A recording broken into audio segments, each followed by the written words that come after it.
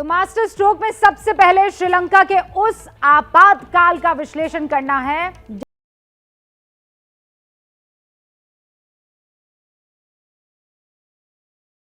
जगता भी सामने आ गई है। शनिवार को प्रदर्शनकारियों ने श्रीलंका के राष्ट्रपति के सरकारी आवास पर कब्जा किया था। हमने रिपोर्ट आप तक पहुंचाई थी। प्रदर्शनकारी वहां पर डटे हुए हैं। आज इन प्रदर्शनकारियों ने श्रीलंका के प्रधानमंत्री के दफ्तर पर कब्जा कर लिया। श्रीलंका के राष्ट्रपति गोटाबाया राजपक्षे भाग गए हैं। देर रात अपने देश से भाग गए, मालदीव्स पहुंच गए हैं। वहां से भी अब सिंगापुर भागने की तैयारी है। इसी के विरोध में आज श्रीलंका की जनता गुस्से में थी, आक्रोशित थी। प्रधानमंत्री कार्यालय पर इसीलिए कब्जा जमा लिया गया, लेकिन श्रीलंका के लोगों को यह कब्जा करने में 5 घंटे से ज्यादा का वक्त लग गया। इस दौरान उनकी सुरक्षा कर्मियों से खूब झड़प हुई, दोनों के बीच हिंसा खूब हुई, लेकिन आखिरकार सुरक्षा बलों को हार माननी पड़ी और श्रीलंका का प्रधानमंत्री कार्यालय प्रदर्शनकारियों के कब्जे में आ गया। तस्वीरें देखिए।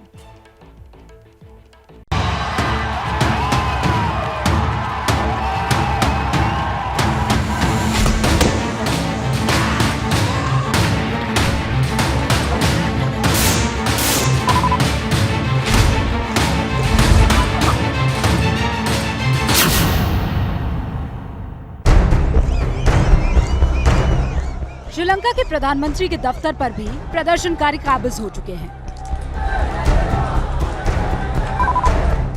और ये नौबत आई इन तस्वीरों के बाद।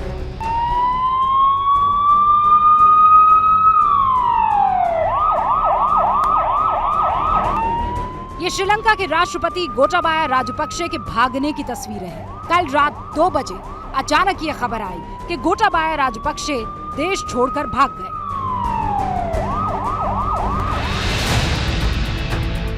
गोटाबाया राजपक्षे ने अपनी एयरफोर्स का प्लेन पकड़ा और श्रीलंका से 874 किलोमीटर दूर मालदीव्स भाग गए। ये सब कुछ रातों रात हुआ, किसी को कोई जानकारी नहीं मिली। ऐसे हालात में जब श्रीलंका बर्बादी की कगार पर हो, जिंदा रहने के लाले पड़ रहे हो, राष्ट्रपति कैसे भाग सकते हैं? सुबह होते ही ये खबर पूरे श्रीलंका में आग की तरह फैल गई। फौरन प्रदर्शनकारी श्रीलंका के प्रधानमंत्री रनिल विक्रमसिंघे को घेरने के लिए निकल पड़े, क्योंकि श्रीलंका के संविधान के मुताबिक राष्ट्रपति के ना रहने पर प्रधानमंत्री ही कार्यवाहक राष्ट्रपति हो जाते हैं।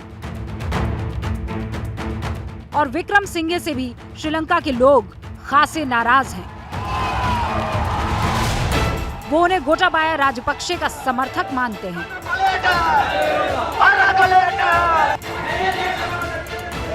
आक्रोशित लोगों के प्रधानमंत्री कार्यालय की तरफ आने की खबर सुनते ही भारी संख्या में सुरक्षा बलों को तैनात कर दिया गया। इन्हीं सुरक्षा बलों के सामने आक्रोशित लोग नारेबाजी करते रहे। उनकी मांग थी कि उन्हें प्रधानमंत्री कार्यालय के अंदर दाखिल होने दिया जाए।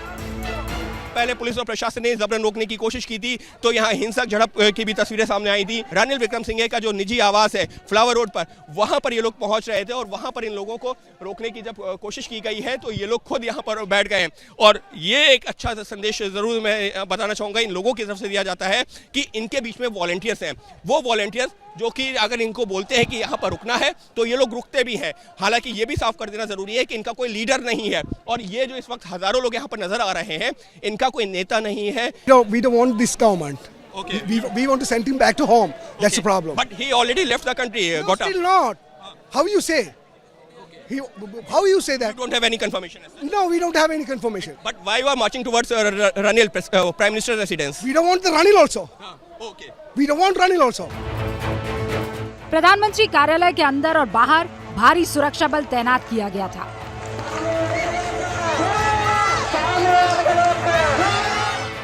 भीड़ लगातार अंदर घुसने की कोशिश कर रही थी। भीड़ को अचानक कामयाबी मिल जाती है। कुछ प्रदर्शनकारी प्रधानमंत्री कार्यालय की दीवार पर चढ़ने में कामयाब हो गए। वहां मौजूद सुरक्षाकर्मी प्रदर्शनकारियों को दीवार से नीचे धकेलने की कोशिश कर रहे थे, लेकिन प्रदर्शनकारी मानने को तैयार नहीं थे। दीवार पर प्रदर्शनकारियों की संख्या लगातार बढ़ती जा रही थी। तभी इन प्रदर्शनकारियों पर सुरक्षा बलों की तरफ से आंसू गैस के गोले छोड़े गए। हालांकि गोलों से भी उनका आक्रोश थमा नहीं। आंसू गैस के गोले छोड़े जाने लगे हैं यहाँ पर और फिलहाल कंट्रोल करने की कोशिश की जा रही है कि जो लोग आगे हैं उनको जो है हटाया जा सके। यहाँ पर आंसू गैस के गोले जो है छोड़े जा रहे हैं क्योंकि जो प्रदर्शनकारी हैं वो आगे बढ़ रहे हैं और ये प्रदर्शनकारी हैं वो उल्टा आंसू गैस के गोले उल्टे फेंक रहे हैं। और फिलहाल जिस तरीके से यहाँ तस्वीरें हैं, वहाँ जो है जो तस्वीरें हैं वो जो दिखा रही हैं कि इस वक्त जो है यहाँ पर प्रदर्शनकारी और पुलिस आमने सामने। पुलिस और सुरक्षा बल प्रदर्शनकारियों को खदेड़ने के लिए आंसू गैस के गोले छोड़े चले जा रही थी। इसके बाद बाहर खड़े प्रदर्शनकारी तितर बितर हुए। आंसू गैस के गोलों के धुएं से उनकी आंखें जलने लगी।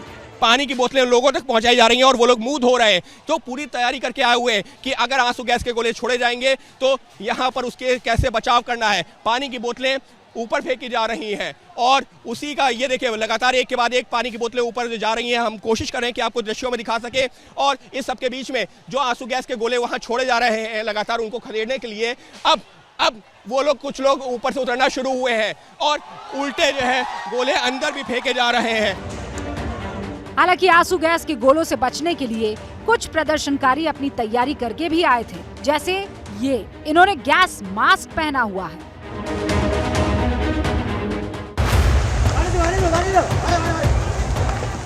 लेकिन पुलिस भी कहां रुक रही थी। लगातार आंसू गैस के गोले दागे जा रहे थे।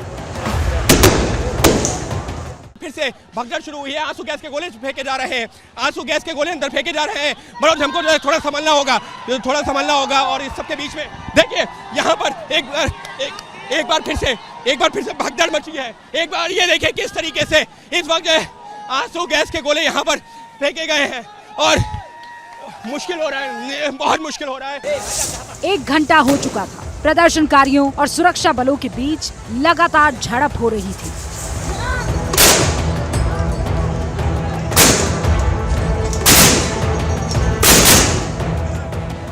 दोनों तरफ से लोग घायल भी हो रहे थे।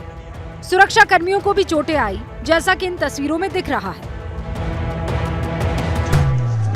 लेकिन सुरक्षा कर्मी के हौसले कम नहीं पड़े थे। Are you scared? Are you scared, officer? If he is scared, he will not come here. भीड़ लगातार बढ़ती जा रही थी। हिंसक झड़पें बढ़ रही थी।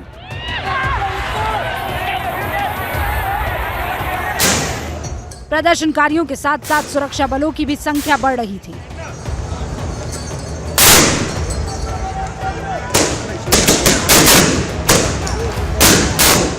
इन तस्वीरों में आपको आगे एसटीएफ की टीम दिख रही है जो पूरी तरह से हथियारबंद होकर आई है और उसके पीछे पुलिस लगातार प्रदर्शनकारियों पर आंसू गैस के गोले फेंके जा रहे थे।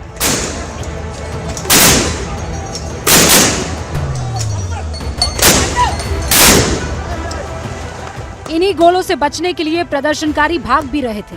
हालात इतने खराब हुए कि श्रीलंका की मिलिट्री को भी बुला लिया गया।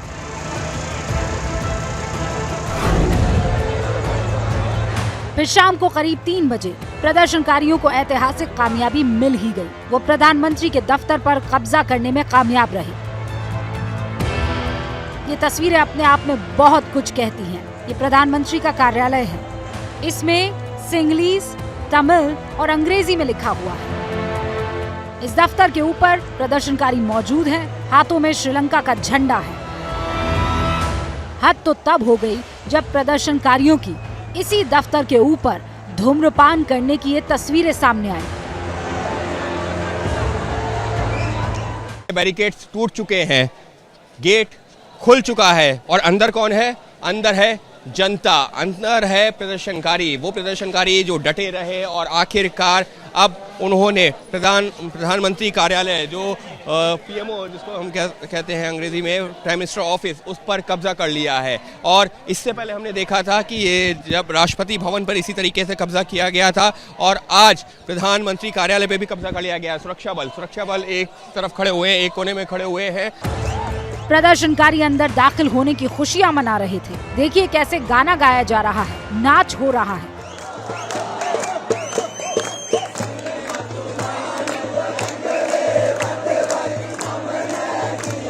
उनका संघर्ष रंग लाया। एक बार फिर से वैसी ही तस्वीरें दिख रही थी जैसे राष्ट्रपति भवन में दिखी थी। हाथों में श्रीलंका का झंडा लिए हुए हजारों की संख्या में प्रदर्शनकारी प्रधानमंत्री कार्यालय में दाखिल हो रहे हैं। प्रदर्शनकारी यहाँ के जो तमाम हिस्से पर पहुँच चुके हैं और ये जो तस्वीरें हैं, देखिए किस तरीके से इस वक्त हमने देखा था राष्ट्रपति भवन में जिस तरीके से प्रदर्शनकारी घोषित हुए थे, आज यहाँ पर प्रधानमंत्री कार्यालय में, प्रधानमंत्री कार्यालय के हर एक हिस्से में प्रदर्शनकारी पहुँच रहे हैं। ये प्रधानमंत्री कार्यालय वो बिल्डिंग है जहाँ पर कई अहम दस्तावेज, देखिए यहाँ पर ये कई सारी जो चीज़ें रखी हुई हैं, ट्रेडिशनल चीज़ें भी रखी हुई हैं। सुरक्षा बल यहाँ पर अभी भी तैनात है। कुल मिलाकर श्रीलंका में राजनीतिक अस्थिरता तो आ ही चुकी है, लेकिन साथ में अराजकता के हालात भी पैदा हो गए हैं। इसीलिए इमरजेंसी लगा दी गई है।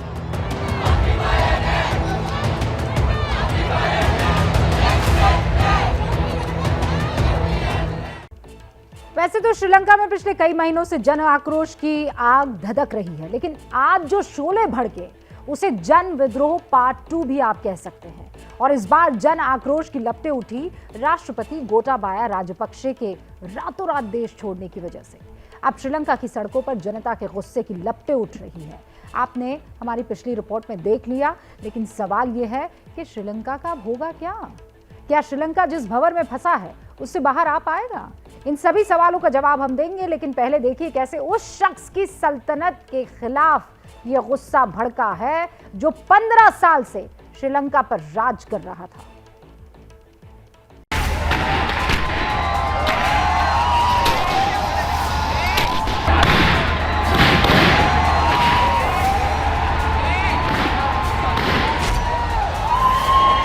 देखिए आंसू गैस के गोले छोड़े जाने लगे हैं, आंसू गैस के गोले छोड़े जाने लगे हैं यहाँ पर।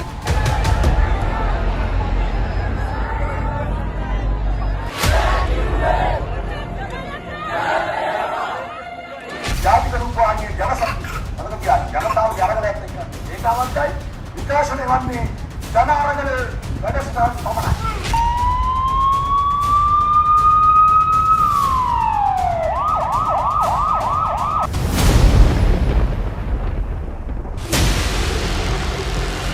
ये तस्वीरें हैं दशकों तक श्रीलंका के सबसे ताकतवर शख्स रहे गोटाबाया राजपक्षे की।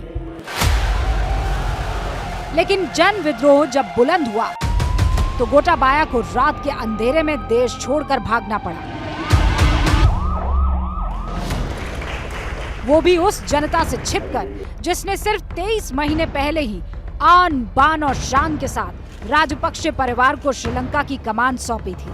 लेकिन आज श्रीलंका की सड़कों पर राजपक्षे चोर के ही नारे सुनाई दे रहे हैं।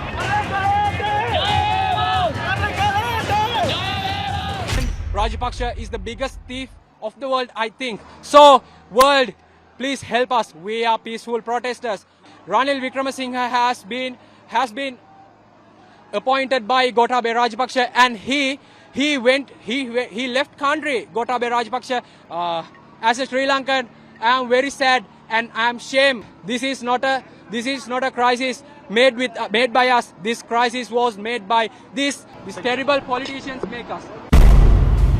जो गोटाबाया कल तक देश के सबसे बड़े नेता थे, आज श्रीलंका के नागरिक उसका नाम तक नहीं सुनना चाहते, क्योंकि गोटाबाया संकट काल में न सिर्फ देश छोड़कर भागे बल्कि संवैधानिक तौर पर भी देश को उलझा दिया।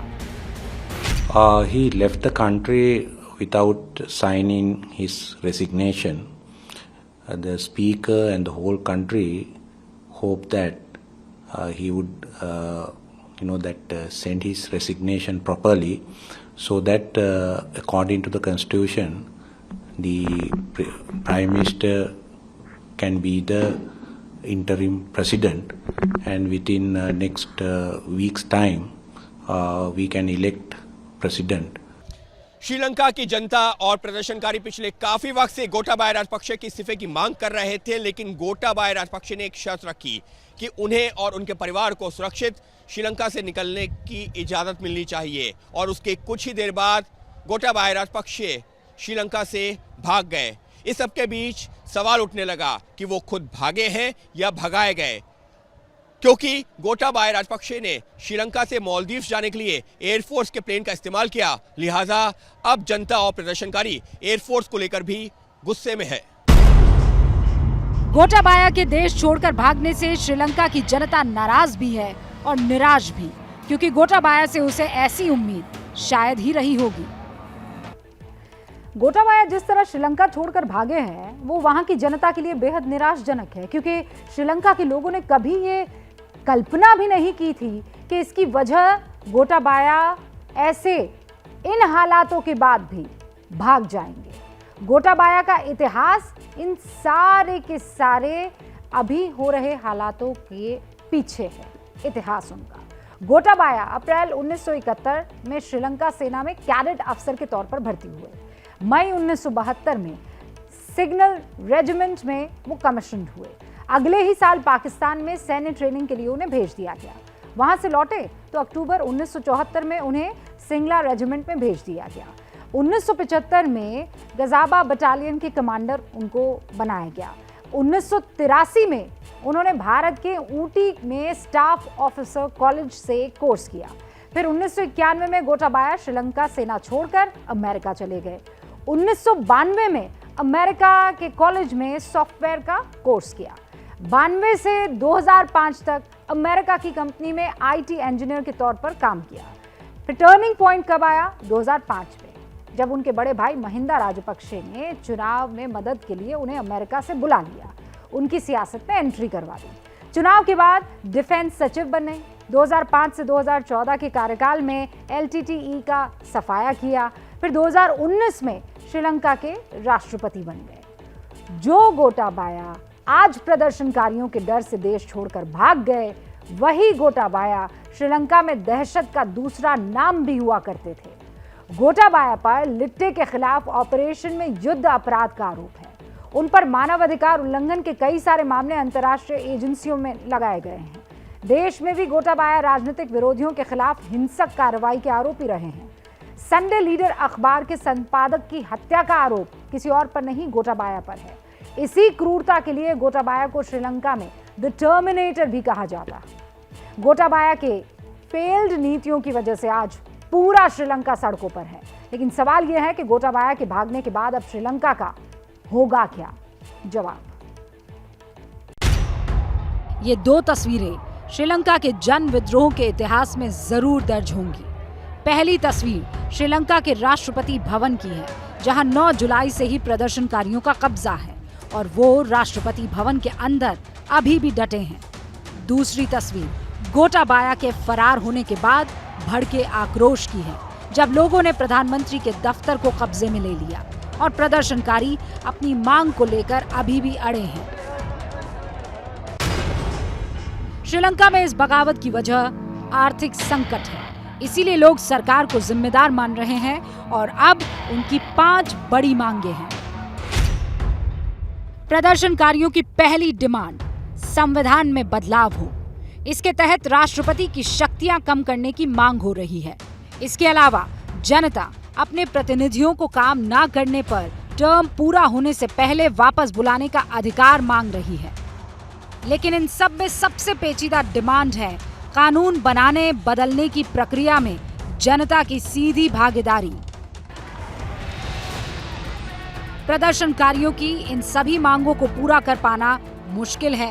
हालांकि जानकार कह रहे हैं कि पहले नई सरकार आए और वो जनता का भरोसा जीते तो बात बन सकती है।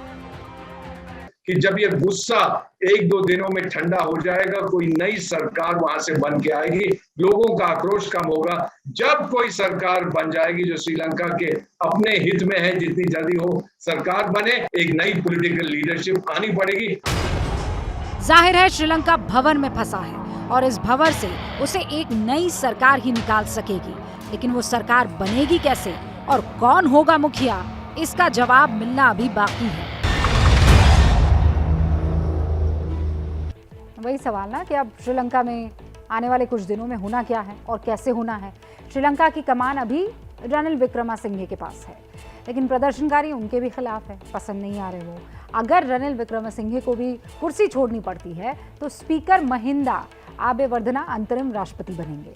लेकिन उस सूरत में उनका जो कार्यकाल है वो सिर्फ 30 ही दिन का रहेगा, अंतरिम कार्यकाल। यानी किसी भी सूरत में श्रीलंका में चुनाव होने ही हैं और नई सरकार के चेहरे के तौर पर बहुत सारे नाम सामने आ रहे हैं। आपके सामने रखती हूं पहला नाम।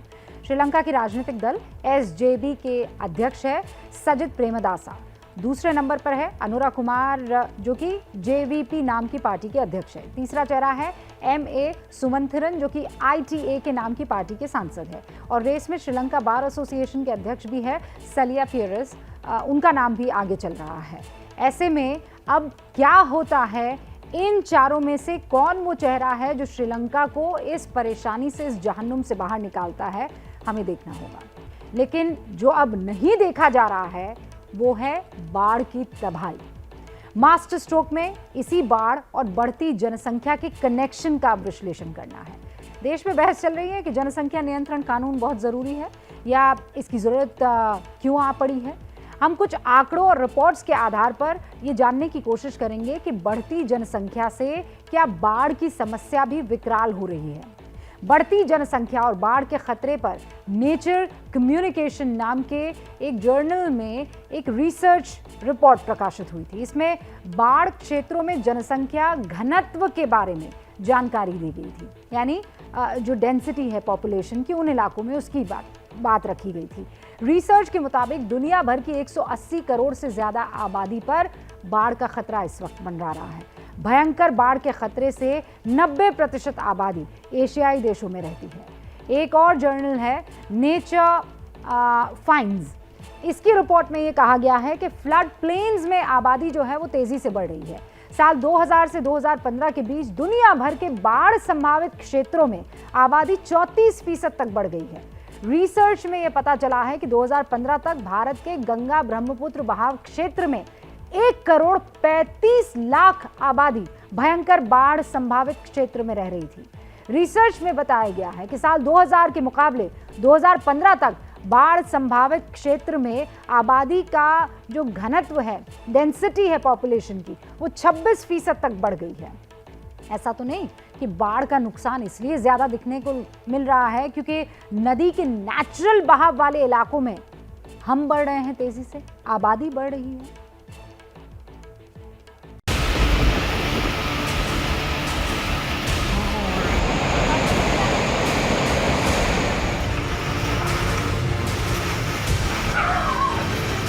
भारत के पास ऑलरेडी दुनिया की धरती का 3.5% है और जनसंख्या का 17% है। सारा भारत तकलीफ में है।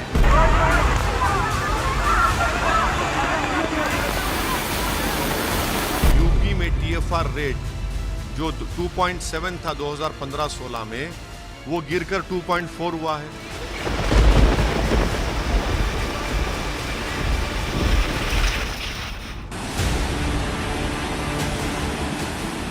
नदियां विनाश कर रही हैं या मानव ने खुद विनाश को न्योता दे दिया है?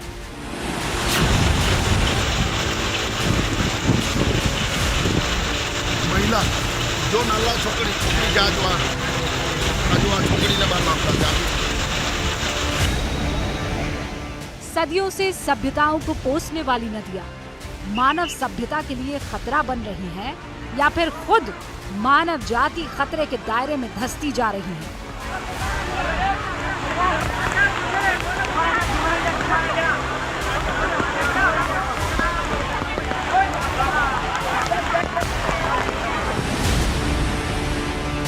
बाढ़ की समस्या पहले से विकराल, पहले से ज्यादा भीषण हुई है या फिर बाढ़ क्षेत्रों में इंसानों की आबादी भयंकर रूप से बढ़ी तो समस्या विकराल लगने लगी है?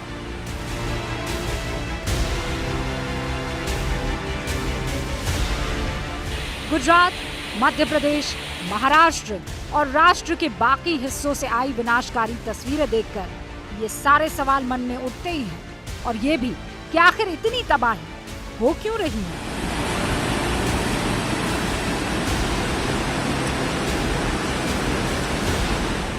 गुजरात के नवसारी की बस्तियों में पूर्णा नदी का पानी बह रहा है।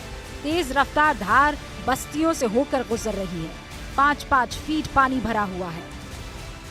इस वक्त नवसारी जिले में हूं और अपने कैमरामैन को कहना चाहूँगा कि दिखाए कैमरा पैन करके कि किस तरीके से ये नवीन नगर इलाका है और जहां तक आपकी नज़र जाएगी ये नवीन नगर कॉलोनी पूरी तरीके से पानी में जलमग्न पड़ा हुआ है। दरअसल जो डांग जिला है उसके तरफ से जो पानी आ रही है उस वजह से जो है इस जिले में काफ़ी सारा असर देखने को मिला है। साथ ही साथ जो पूर्णा नदी है इस वक्त खतरे के निशान के ऊपर बह रही है और उस वजह से भी ये जो पानी है सब वो पूर्णा नदी का पानी है। और मैं इस कॉलोनी की अगर बात करूं तो 150 से 200 घरें हैं इसमें और करीबन 1000 से 1500 लोग अभी भी इस घर में फंसे हुए हैं। वडोदरा के करजन की हालत देखिए, गांव पानी में डूबा है, पानी तेज रफ्तार से बह रहा है, लोग रस्सियों के सहारे चल रहे हैं, बीमारों को सुरक्षित ठिकानों पर पहुंचा रहे हैं।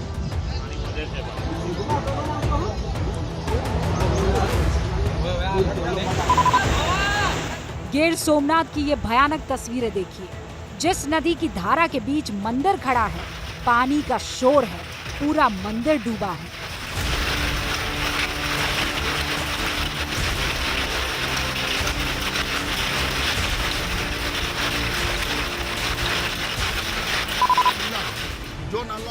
वलसाड का कश्मीरा नगर तेज बहाव में फंसा है, लोगों की जान पर बन रही है। घरों में फंसे लोगों को मदद पहुंचाने के लिए हिम्मत वाले लोग अपनी जान दांव पर लगा भी रहे हैं।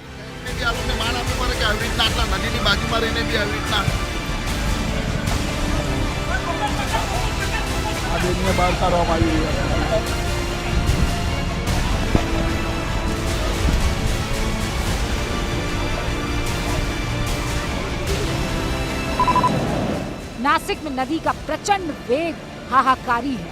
मंदिर और नदी के आसपास के इलाके पानी में डूबे हुए हैं।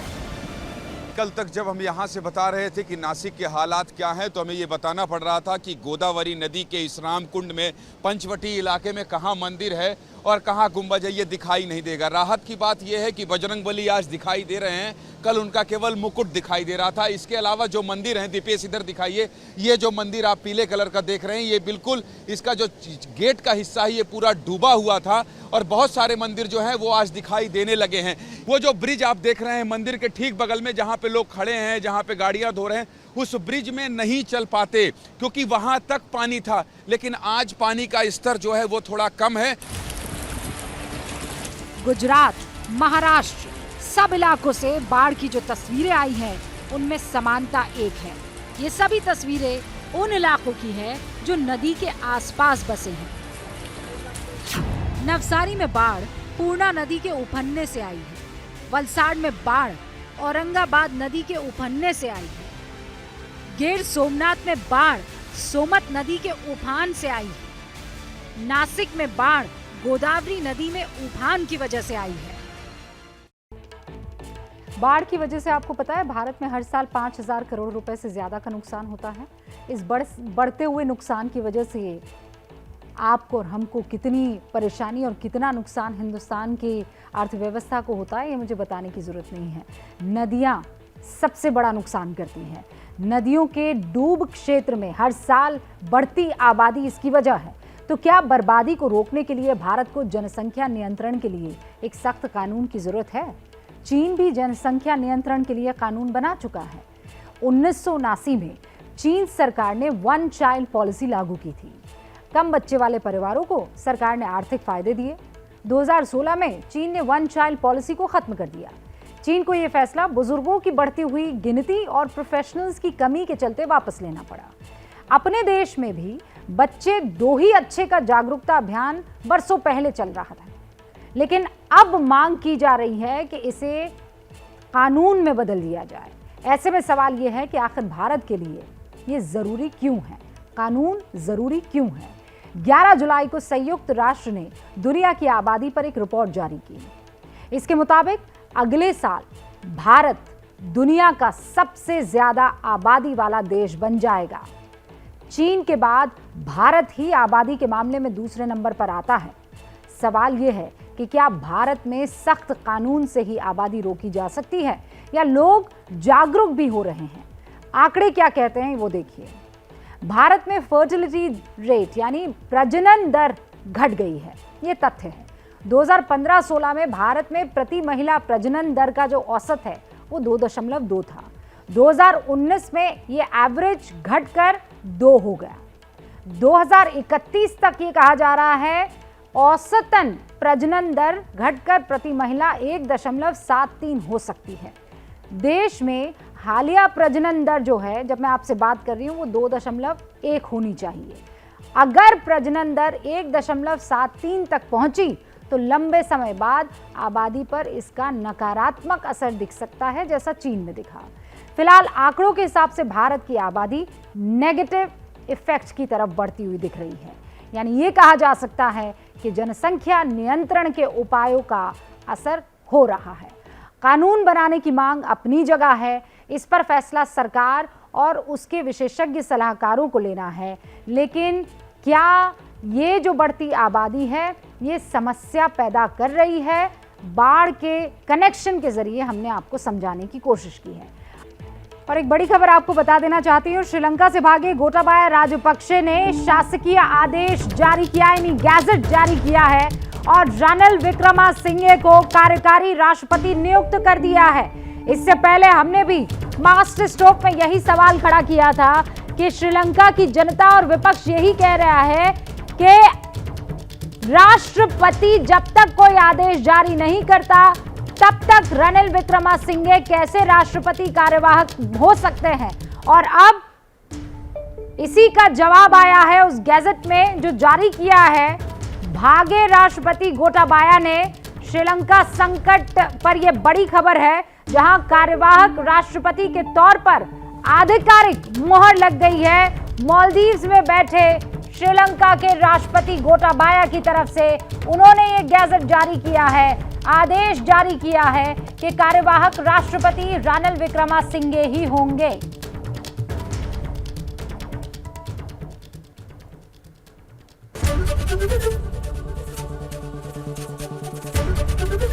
एबीपी न्यूज आपको रखे आगे।